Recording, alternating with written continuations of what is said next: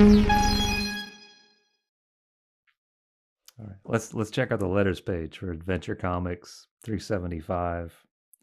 I don't know what I don't know what issue they're going to be addressing here. I don't feel like they get very specific in here Yeah, they anywhere. may not.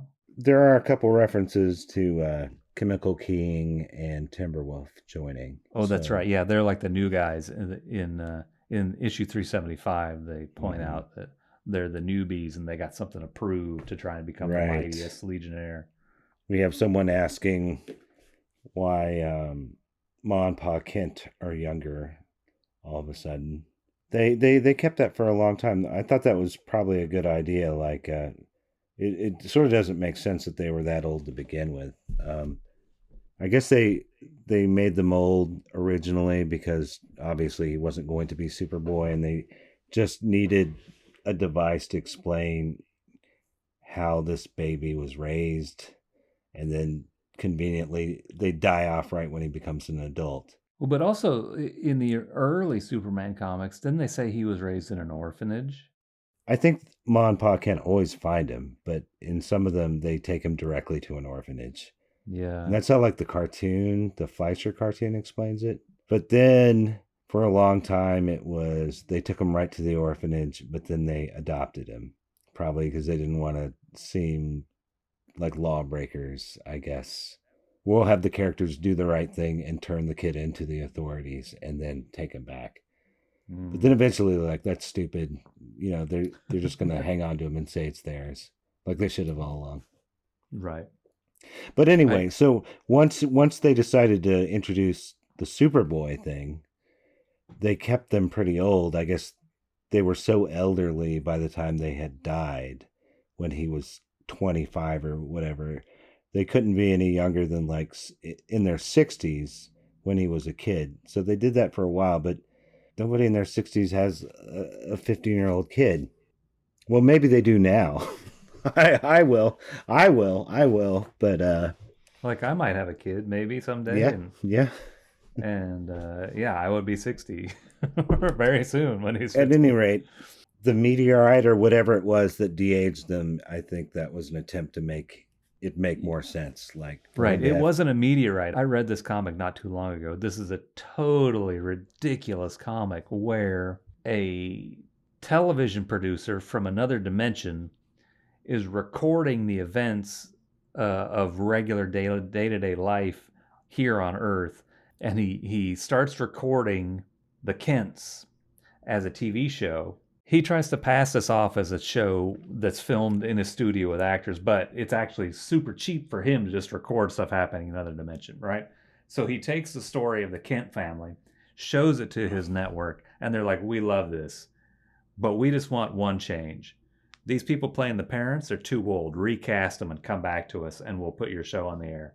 And so he comes up with some machination to, he doesn't replace them, he sends some kind of element or something that mm-hmm. it's like kryptonite, but it turns them younger, Oh, and just to produce this TV show. But there's right. like a stupid twist where he does it, and then the TV network guys change their mind or something about putting the show on the air. The producer guy, he's ruined, but the Kents stay young. It's insane. It's totally ludicrous. But I Yeah, mean, if you have to come up with a story to de-age people, yeah, I right. mean the sky's the limit. Do whatever you want. It's weird. It's funny. I guess I like it, but Yeah, it's completely stupid that this is what is going down in the history books as the thing right. that turned the Ma and Pa Kent from being really elderly to merely middle aged, Right. Right. just so the comic books can make sense. Oh, we Mm-hmm. have to have a TV producer from another dimension to do it to them. I think it would have been interesting if they, like, the dimension there from the characters are fictional as they are here, and they just decide to recast them and get different actors. Like, sort of like when they'll flash out to like Jack Kirby and Stan Lee talking and they change their mind about a story and then the story changes. Only instead of it being Earth, it's another dimension with like godlike beings making. Oh, I'm thinking like Julius Schwartz and E. Nelson Bridwell are sitting in Oh yeah. a story conference, and they're like, "What do we do?" And Bridwell's like, I have an idea. And he goes Mm-hmm. over to the bookcase and he takes the Phantom Zone projector and he Mm-hmm. goes out on the streets of New York City and he sees this middle-aged couple who they look almost exactly like Superboy does. And then he Oh, zaps them into the comic book and replaces them. And now the middle-aged or the elderly Ma and Pa Kent, they get transported back to modern day New York City and have to survive as retirees in New York City, live out the rest of their lives, which nice. won't be much longer. And these other poor people who were actually in real life, they're forced to be the parents of this kid in the comic book. At some point, the ray wears off because they wanted to make it consistent. They die old later. We know that. Uh-huh. Whenever they depict their death, they have some story where like that wears off and they're old again. And then they get really sick and die like shortly afterwards. Oh yeah, it's a youth serum that the TV producer somehow forces them to drink. Uh, that first letter was from Ken Hatfield of Bloomington, Minnesota. Good letter. Mm-hmm. Good germ of a discussion right there, Ken. I was curious about this next letter regarding Liquid Man. Charles Bear, Rancho Cordova, California. I don't remember Liquid Man. Do you? Uh-uh. When Superboy walked out on the Legion is a story. I think this must be a throwaway, just some nobody. Liquid Man. I wonder what Liquid Man's powers could be. What could they possibly be? Right. Oh, I was just going to say this is another example of, I guess, the lack of imagination of people at that time. Like, there's, one of Spider Man's biggest foes is Hydro Man, who's very dangerous. He turns into water, he can drown him, right? You Mm-hmm. can't punch him, he'll punch right through him. There's all kinds of stuff. But they're like, a guy with water powers, what can that guy do? No imagination. No, I think a guy named Liquid Man, he probably wants to make a big splash, but he just winds up looking like a drip. Right, right.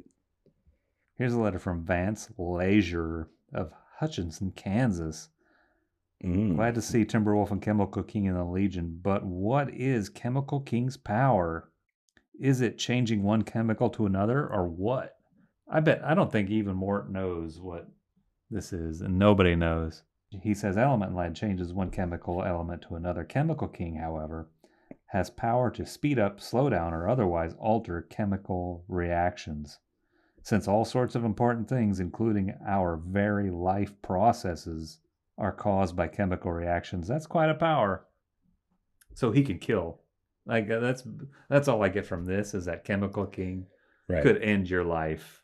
The problem is they created a character they weren't smart enough to utilize. Like, the right guy could probably make that character really interesting, but all these guys have kind of rudimentary science knowledge. I think they don't know how to exploit his power very well. The Right. writers.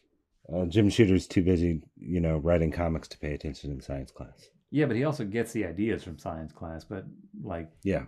checks out as soon as he hears like Quantum Queen. Like you and I were just trying to explain what Quantum Mm-hmm. Queen of the Wanderer's power is, or she can Mm-hmm. turn into any radiation. But I'm Mm-hmm. like, I don't even know what radiation is really. Like you're like it's electrons flying through the air, and I'm like, no, it's like heat. And like, who the fuck knows what this stuff is? So what is her power? What can she do with it? Was there a guy named Radiation Roy, or was that a different book? No, it was a Legion guy. I don't know what Okay, his power just is. checking. We should get him with Quantum Queen. Like, what color would their kids be? Oh yeah, that's one of the letters coming up, isn't it? It actually refers back to another letter. We actually Mm-hmm. did a video with that letter too. Right. This guy, he asks about oh yeah, how come Brainiac 5 doesn't suffocate in his impermeable force field? William Crum of Weston, Mass. Probably because nobody ever thought of it. I actually thought that was a pretty fair question. How does that work? Well, the answer is that Brainiac thought of that, Mm-hmm. and Right, he right, just right. doesn't. Like he fixed it. It's not a Mm-hmm. problem. Like the first thing Brainiac 5 does is like, how do I survive in my own force field? I'm going to address that problem. Like he wouldn't accidentally. I mean, maybe sometimes this fucking stupid ass Brainiac 5 who does some dumb shit, sometimes he would forget to like provide himself with a source of life-giving oxygen in his force field, but I doubt it. That would be probably the number one thing that he does first. Maybe it's as simple as he can survive as long as the air within the field is there. Because, yeah, if it had holes in it of some kind, then gas could get in, probably, right? Yeah, maybe the belt itself has an oxygen synthesizer in it. Oh, yeah. Maybe a Koluan is like a plant, and he emits oxygen through his respiration. We've never seen him breathe. For all we know, he doesn't need We've never seen him breathe. to. Like when he's doing it with Supergirl, he doesn't work up a sweat or start breathing hard. You mean her robot? Right, yeah. It's so messed up. Brainiac 5, you're sick, dude. Something happened with it, too, where it ended up without its skin, and it was clearly a robot, but I don't remember why. Is it because he made a costume out of the skin? Yeah. There was like an explosion or something, and the flesh burned off, and it turned out that the girl that he was hanging out with was just a robot. God, this poor guy. Robot is charitable. I mean, it's a 30th century sex doll. That's what it is. Right, but it's an android. It's like very close to being alive. It probably has a little bit of computo in there to make it. What about Mario Farina's question? Oh yeah, this is some like legal semantic kind of crap, right? Well, I think he's calling out a double standard. Yeah. Colossal Boy was charged with treason and spying and was expelled. Starboy was expelled for breaking the code of killing. Mm-hmm. And all the Legionnaires voted for that one, but not in the case of Colossal Boy. So Colossal Boy did a lesser crime and was expelled immediately, while Starboy actually killed a person, and they voted. So he might have had a fighting chance to stay a member of the Legion. And then the editor says because Colossal Boy offered no defense, that was why he was expelled immediately. But so Starboy, he took it to trial. That's what you got to do. He still lost. He lost his case. He got dismissed. Yeah, it doesn't work for everybody. It works for Robert Blake. Rip Robert Blake. The little rascals, they can kill with impunity. Right. The next one is it's this letter from Tori Adams of New Bedford, Mass. Like the gist of the question is how come all the Legionnaires get along so well and there's no personality conflicts? And I've mentioned this before in some other of our conversations. Like, yeah, there ought to be somebody or ought to be a couple who can't stand each other, or who are, they just have different types of relationships. Right. And it's never really depicted. They're all kind of really cool with each other. They all work well together. Right. There's none of your standard teen drama in this. Like, nobody like cheats on each other or yeah, like in this issue 375 earlier in the comic, there's like the parts where each of the dudes vying for the champion Legionnaire, their girlfriends are kind of defending them and saying, well, my guy should be this best guy because of X, Y, and Z. Right. That's about it. They don't like whatever fight or stop talking to each other or anything like that. Right. And they kind of weasel out of that with their answer. They're like, they're being professionals because they're on duty. Like all that kind of shit happens off panel. Yeah, this whole letters page has a lot of really weaselly responses to the letters. But yeah, they're just so professional that they don't have any problems at work. Like their kids, this is their job or whatever. Though I guess we do see a little bit, not long from now, like that Duo Damsel story is a little scandalous, isn't it? Isn't like one of her halves like sneaking off? But see, that's a personality conflict within one person. Oh, right. Yeah, where one of her bodies, leaves, gets engaged to a dude and becomes a criminal. Yeah. Around that same time, we also see Timberwolf getting addicted to drugs. Wasn't it like some kind of flower he gets addicted to? Yeah, like becomes like a problem. I think he has to go like to rehab or something crazy. Like Flowers Anonymous. Yeah. A letter after this one from Scott Wilkie of Walnut Creek, California. He's asking about how Chameleon Boy has very similar powers to a bunch of the other Legionnaires. Doesn't that make him the most powerful Legionnaire? Mm-hmm.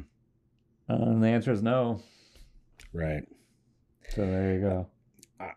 I feel like these are all pretty solid questions. Like, I wondered about this one a lot myself. Like, I remember, what is it, like, volume 3, the annual with Starfinger, he shrinks down to like a molecular level and sneaks out of a prison. And I just thought that was bullshit. That's unfair. Like, he shouldn't be able to do just anything that Shrinking Violet could do. There's got to be some limitations. Like, if he were to make himself bigger like Colossal Boy, he wouldn't be as strong, right? Like, he doesn't take the powers or the strength of the things he turns into. Isn't there a limitation like that? This letter writer uses Stone Boy as an example, or Pharaoh Right. Lad. And they're Right. like, well, he can't do that. He can't become iron. He can't become stone. He can Right. appear to be stone or appear to be made of iron. Right. I don't know what exactly Colossal Boy does. Does he get stronger as he gets bigger? I would assume he doesn't have just the same strength as a regular Right. sized man when he's 10 feet tall. I think he gets stronger. Yeah. But I think Chameleon Boy would just be big and not any stronger. Like he'd be hollow or something. Yeah, and I think it would be impossible for him to become microscopic or subatomic in size like Shrinking Violet. It's like a whole Right. different set of things. But I don't know. A little interesting footnote here. He says, by the way, can he split in two like Duo Damsel? He does that in the next issue. Good idea. This letter writer gave him. He doesn't literally do that, but what he does, he's fighting this like Thor-like barbarian character actually, and he makes himself look just like him. The guy he's fighting has like a power hammer, but his hammer is just part of him, and he from so his body separates a piece off of his body to become the hammer he's carrying, and then he swaps it with the real hammer. That's interesting. I wouldn't think he would be able to do that. I wouldn't either, but could he merge with Prody? Like two pieces of Play-Doh? Could they mush together? This next letter from Kitty Malone of St. Louis, Missouri. She's talking about the response from the editor from a few issues ago, talking about the color of the potential children if Brainiac 5 and Shadowlass had kids. Mm-hmm. He said they would be blue-green, but this kid, Kitty, she asked her biology teacher, and the biology teacher said they would either be blue or green and not a mix of the two. Putting it that way, I think Mort Weisinger's response is probably more likely than the biology teacher's, right? Yeah. But on the other hand, they're different species. Like humans, you might get a mixture of the two. Right. But like a blue horse and a green dog, and they have a child together. I don't know what you're gonna get. Or what color it'll be. Yeah. We have to cut that out. I don't know. I don't think that's quite right. I don't know. Seems kind of fucked up. I don't know.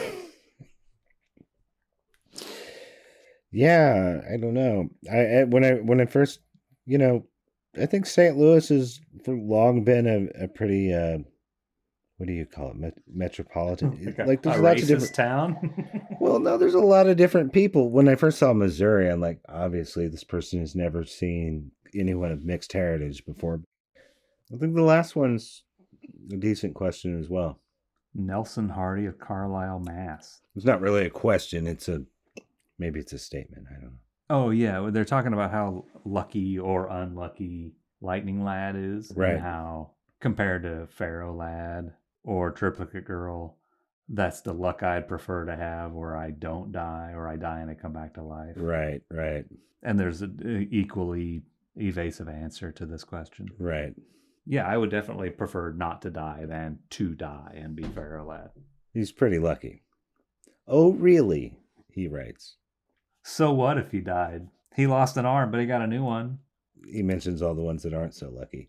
Yeah, Lightning Lad needs to check his privilege. He's definitely.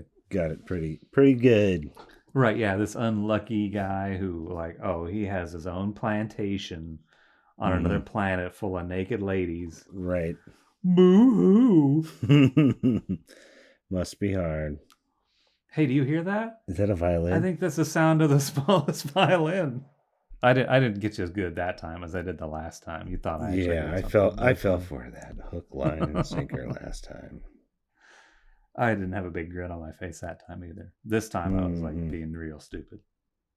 I think Duo Damsel Triplicate Girl is like one of the most messed up things. Like even in that new movie.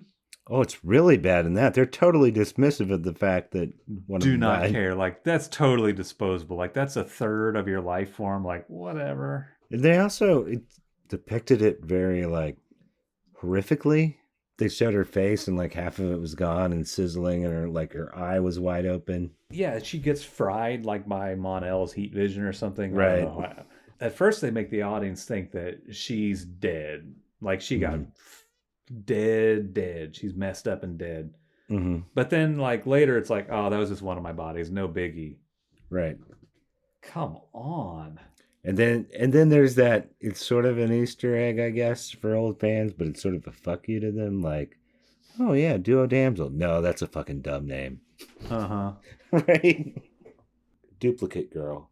I guess that's all right. But Duo Damsel is... That's the best. There's already a Duplicate Boy, and we know what Duplicate Boy's power is, and it's not the same as Duplicate Girl's power is going to be. She needs to stick with Duo Damsel so we can differentiate the duplicate people's powers. Well, she does end up in the Levitt stuff. She becomes Duplicate Damsel, because I picked up the Simonson one, and in that there's like 50 of her or something. Like right, she's multiple man now. Right. But yeah, that becomes her power, is that she can duplicate herself into many bodies instead of whatever 2 or 3. Is that the end of the letters page? It is. All right. Well, that was the Legion Outpost in Adventure Comics 375. See you again in 30 days. Long live the Legion.